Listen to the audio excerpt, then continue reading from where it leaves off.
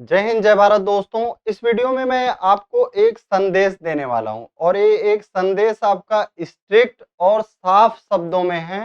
जैसा मैंने एग्जाम के 2 महीना पहले साफ शब्दों में एक संदेश दिया था, तो उस वीडियो को मैं प्ले करूंगा और इसके कुछ 15-15-20 सेकंड में आपको दिखाना चाहूंगा, ठीक है, ताकि आप देख लें और सच्चाई जान लें कि क्या होती है। जैसे और आप जो है उसी पे एकदम ज़्यादा डिपेंड हो जाते हैं और आप अपना नुकसान कर बैठते हैं। फिर कहते हैं कि हमारा नुकसान उन्होंने कर दिया, हमारा नुकसान इन्होंने कर दिया। आपको कोई जंजीर में बांध के नहीं रखा है, आपको कोई बाउंड करके नहीं रखा है। अगर किसी ने कोई जानकारी दी है तो आप उस जानकारी को, ठीक है, खुद निष्कर्ष निकालिए कि क्या इनका जानकारी सही है नहीं है। ये आपका डिसाइड करना काम होता है, ठीक है। तो इस वीडियो को ज्यादा नहीं 5 मिनट देखिएगा, आपको समझ में आ जाएगा। आपको फिजिकल रनिंग स्टार्ट करना चाहिए या नहीं करना चाहिए, या फिजिकल स्टार्ट करें तो कब करें, ये आपको समझ में आ जाएगा, ठीक है। तो ये मेरा वीडियो यूट्यूब पे ऑलरेडी पड़ा हुआ है। कब का है? जब आप देखे होंगे एजू टेस्ट कंपनी बैन हुई थी 2 महीना पहले, तो सभी टीचरों ने कहा था, मैक्सिमम मैं बता दूं, मैक्सिमम का मैक्सिमम अधिकतर टीचरों ने कहा था कि अब आपका एग्जाम बहुत लेट में होने वाला है, क्योंकि कंपनियां हो सकती हैं आएंगी, पता नहीं कब आएंगी, ऐसा वैसा दुनिया भर की बातें कही गई थी। आप उनके वीडियो चाहे तो उठा के देख लेना। और मैंने क्या कहा था इस बारे में, एक बार आप मेरा भी व्यूज जरूर देखो। और आज रनिंग के बारे में मैं क्या कहूंगा ये भी आपको जानना जरूरी है। तो बहुत सारे मैसेज आ रहे हैं कि सर क्या एग्जाम में देरी हो सकती है, दूसरी कंपनी कराएगी तो कितना समय लगेगा, और भी कई तरह के प्रश्न आपके हमारे पास आ रहे हैं। तो उन सभी प्रश्नों के जवाब जो है इस वीडियो के माध्यम से मैं आप लोगों को 5 से 7 मिनट, चलिए अब आ जाते हैं। देखिए मैंने क्या कहा था आपको, ये बैन ही मान के चलो इस कंपनी को यूपी के लिए। और एक बार इस कंपनी ने पेपर कराया और इतनी बुरी तरह से पेपर आउट हुआ, तो बहुत ही कम चांस बन जाता है कि कंपनी को फिर उसी कंपनी को टेंडर दे के रिस्क ले।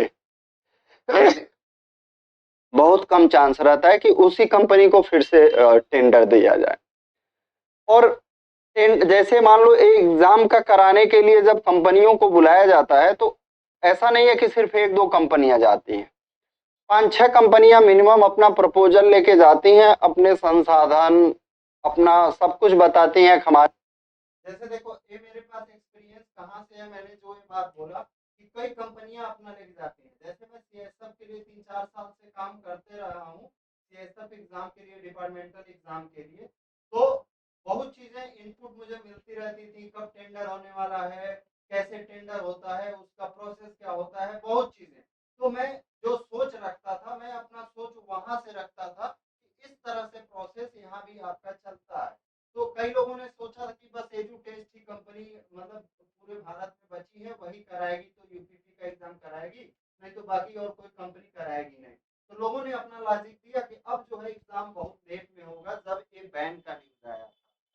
फिर और आगे सुनिए, इतने सेंटर हो सकते हैं, इतने कार्ड भी बताती है कि हमने ये एग्जाम किया जाता है कि कौन सी कंपनी जो है आपके सभी जो है टेंडर दिया जाता है, ठीक है। तो पेपर आपका लेट नहीं होगा क्योंकि 5-6 कंपनियां रहती हैं, ठीक है। और वो मतलब आपको समय दे देगी सरकार, एक समय दे देगी, तो उस बीच में वो करा देंगे। और जहां तक मुझे लगता है कि आपके पेपर में कोई देरी नहीं होगा, जुलाई या अगस्त, मेरी तरफ से जुलाई और अगस्त में 100% आपका पेपर हो जाएगा। तो यही था, आप अपनी पढ़ाई में इन सब न्यूज की वजह से जो है ढिलाई एकदम ना करें।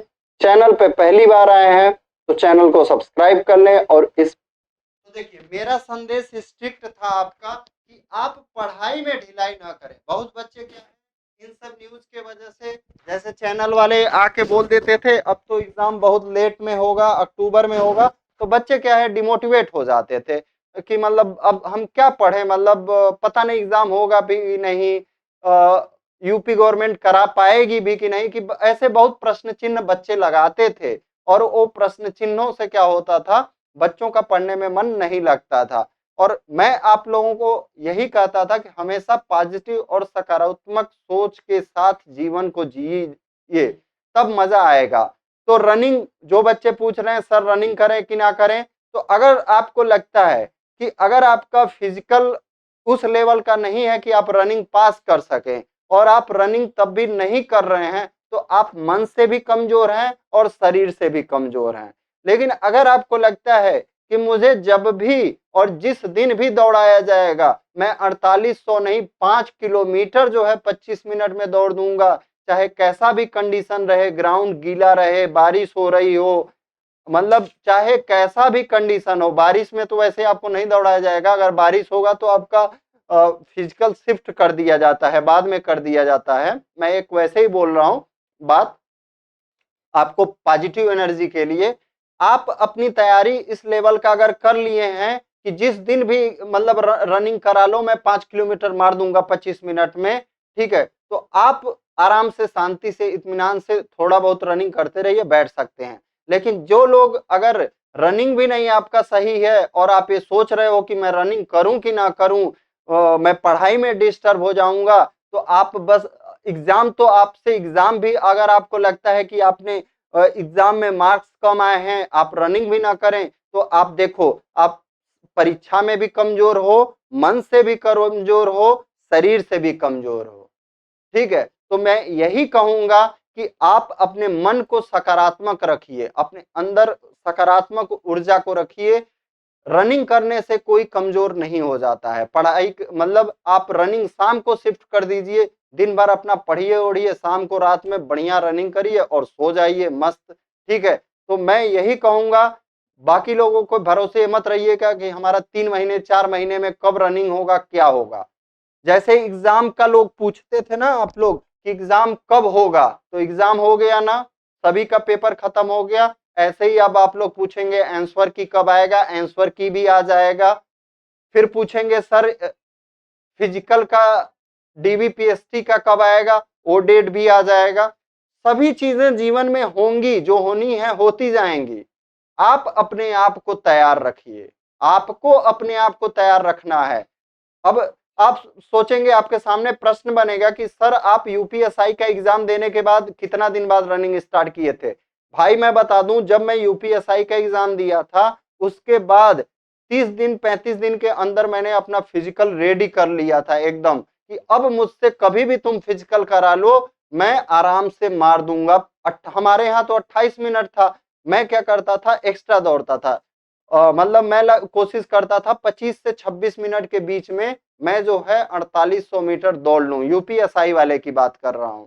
तो आपको मैं यही कहूंगा दोस्तों, आप अपना तैयारी पूरा करके रखिए। ठीक है, ये मत सोचिए कि हमारा ये डिस्टर्ब होगा, इसको कैसे मैनेज करूंगा, उसको कैसे मैनेज करूंगा।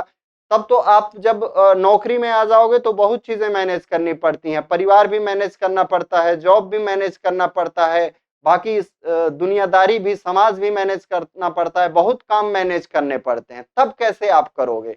अगर आप एजुकेशन लाइफ में आधा घंटा रनिंग का मैनेज नहीं कर पा रहे हो, तो वो मैनेजमेंट कैसे करोगे? ये आपका मानसिक कमजोरी को दर्शाता है। ठीक है, तो मैं ये मेरा यही स्ट्रिक्ट और साफ वर्डों में संदेश रहेगा, आपको एक बार नहीं 100 बार गर्ज हो नौकरी की, जरूरत हो तो बाहर निकलो, दौड़ो, प्रयास करो, सकारात्मक ऊर्जा के साथ पढ़ाई भी करो। ऐसा नहीं है कि अभी आपकी पढ़ाई पीक पर है और पढ़ाई छोड़ के अब आप बस रनिंग ही करो और एकदम विश्वास के साथ हो जाओ कि मेरा तो सिलेक्शन हो जाएगा।